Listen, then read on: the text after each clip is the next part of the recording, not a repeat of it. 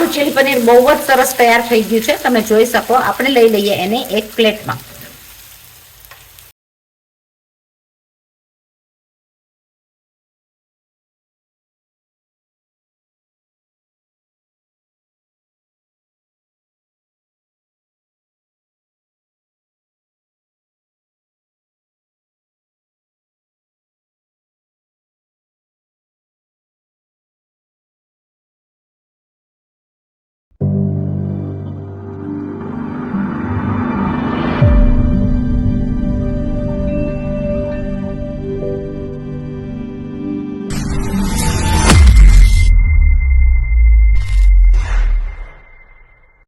આપણે છીએ આજે બનાવવા માટે સરસ મજાનું ચીલી પનીર. બજાર કરતાં પણ ક્રિસ્પી, ચટપટું, બહુ જ બધાને ઘરનાઓને ભાવે.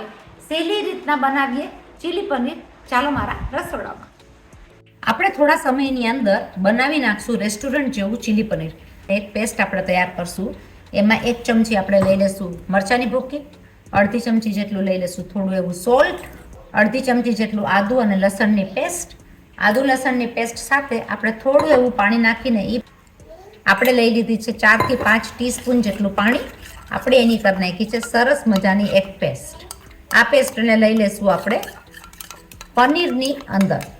આ પેસ્ટ આપણે બહુ સરસ મજાની તૈયાર થઈ ગઈ છે. લઈ લેશું એક બાઉલની અંદર જોઈતા પ્રમાણમાં પનીરના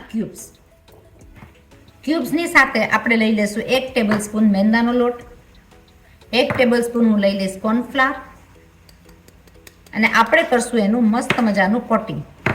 કોટિંગની અંદર આપણે જે બનાવેલી પેસ્ટ છે એ લઈ લેશું અને આપણે એને હાથેથી મસળીને કરીએ કે આપણે આ બધું અંદર કોટ થઈ જાય એ પ્રમાણે લગાડશું.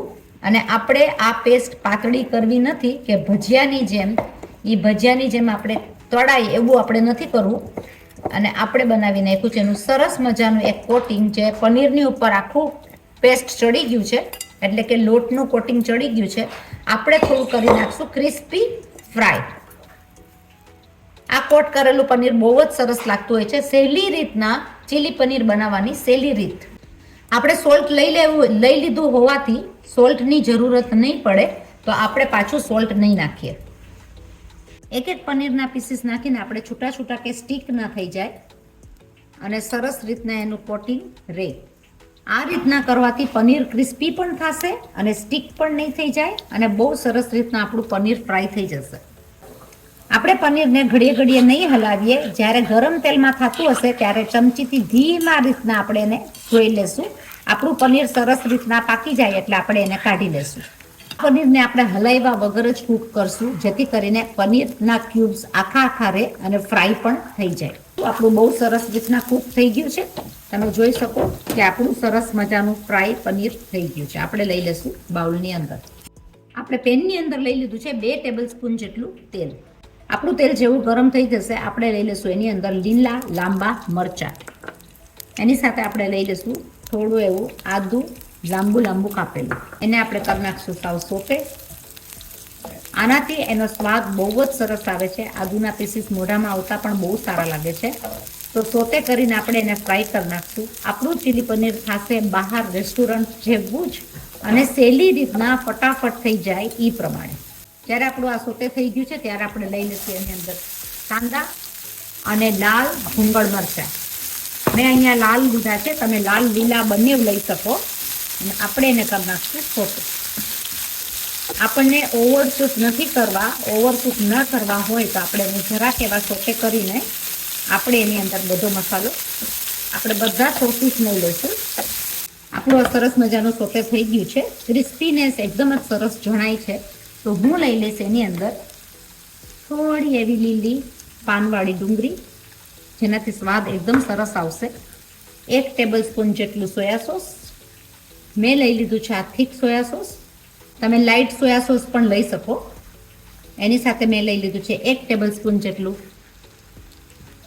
ટમેટા સોસ, ખટ્ટો મીઠો ટમેટા સોસ. 1 ટેબલસ્પૂન જેટલો ચીલી સોસ. આપણે જોઈતા પ્રમાણમાં સોલ્ટ. આપણે એની અંદર નાખશું સ્વાદ વધારવા માટે થોડું બ્લેક પેપર એટલે કે મરી પાવડર. આપણે એને કરી નાખશું બધું મિક્સ કરેલું પેસ્ટ એકદમ જ સરસ દેખાય છે. આપણે લઈ લઈશું 1 ટેબલસ્પૂન કોર્નફ્લાવરનું બનાવી નાખશું પેસ્ટ. હું લઈ લઈશ આની અંદર 1 ટેબલસ્પૂન કોર્નફ્લાવરની પેસ્ટ. બહુ સહેલી રીતના આપણું આ ચીલી પનીર તૈયાર થઈ જશે. આપણે ફાસ્ટ તાપ ઉપર એને પાકવા દેશું અને એની સાથે આપણે લઈ લઈશું આપણું પનીર. તમે લાઇટ સોસ પણ લઈ શકો, તમે ડાર્ક સોસ પણ લઈ શકો. આપણે પાકવા દેશું 2 મિનિટ માટે મિક્સ થયેલું ચીલી પનીર. આપણું ચીલી પનીર બહુ જ સરસ દેખાય છે. 2 મિનિટ પાકતાની સાથે એની અંદર બધું મિક્સિંગ આવી જશે. એની ઉપર આપણે લઈ લઈશું થોડી એવી લીલી ડુંગળી. આને આપણે ઓવરકુક કરવાનું નથી. ઓવરકુક કર્યા વગર જ આપણું ચીલી પનીર એકદમ જ સરસ તૈયાર થઈ ગયું છે. ચીલી સોસ અને સોસ તમારા પ્રમાણે તમે નાખી શકો, જેટલું પણ જોઈએ એટલું. આપણું આ ચીલી પનીર બહુ જ સરસ તૈયાર થઈ ગયું છે. આપણે એને લઈ લઈશું એક બાઉલમાં. ચીલી પનીરનો કલર બહુ સરસ આવે છે. સિમ્પલ સરળ રીતના આપણે આ ચીલી પનીર બનાવી નાખ્યું છે.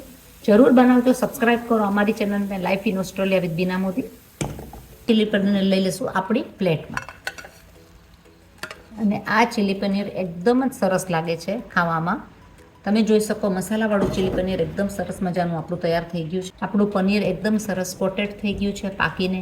ચીલી પનીરમાં પણ ક્રિસ્પીનેસ દેખાય જ છે. તો બહુ સરસ મજાનું ચીલી પનીર બને છે. જરૂર બનાવજો. ગાર્નિશ કરી નાખશું એને લીલા કાંદાથી. ચીલી પનીર તૈયાર છે.